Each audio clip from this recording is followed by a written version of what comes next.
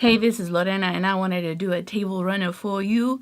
Yes, I got to piece and sew some more, so I'm really excited. This beautiful table runner came out so pretty. I want a quilt with this piecing design.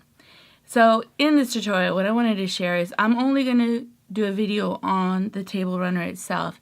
You can add whatever border you wanted to. I am going to make another video after this video on how I did the mitered corner, and how if you want to do mitered corners for your quilts, I'm going to share how I do them. But in this video, ultimately, it's just how to piece the runner together. Alright, so this is what my table runner looks like. I went and made 4 blocks of this beautiful quilt block. I also have a link to that. We're going to start working on the triangles that make this table runner. I cut my fabric 12 and 7/8 square. Yeah, 7/8. Ugh. You're going to go ahead and cut your square diagonally, and you're going to do this with 3 different squares to make 6 pieces to make this table runner. Okay, so we're going to start working on the corners of this table runner. You're going to get your fabric and cut it 13 and 1/4 square. Once you have it cut, you only need 1 piece, and you're going to cut an X. You're going to cut diagonally on both sides. You're going to end up with 4 pieces, and these are the pieces that go in your corner. Here is an overview of what the table runner looks like. I tend to lay it out so I know how to sew, and I'm sharing with you how I'm going to sew section by section.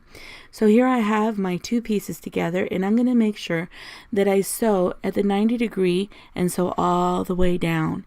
Alright, so I start working on this corner. I fold my triangle fabric and find center on the block.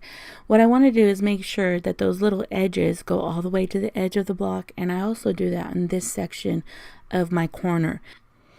So this is what the corner looks like. Just make sure that you have a 4th on those intersections. Now I'm sharing with you how I sewed all these little sections together. Okay, so now we're going to bring the table runner and get all these little seams in line. That's one of the big things you need to watch out when you're getting it done. Be mindful to make sure that the seams where the blocks meet are perfectly connected so you continue to make that diamond look.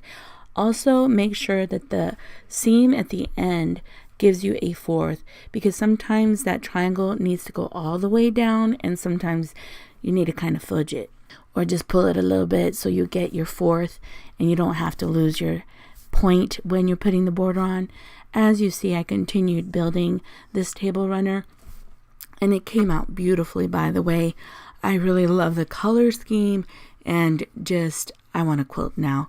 I really do thank you for watching, and I'll see you on the next one. It's coming up real soon too, because I wanted to share how to do a mitered border. Okay, so I'll see you on the next one. All right, thank you for watching. See you later. Bye.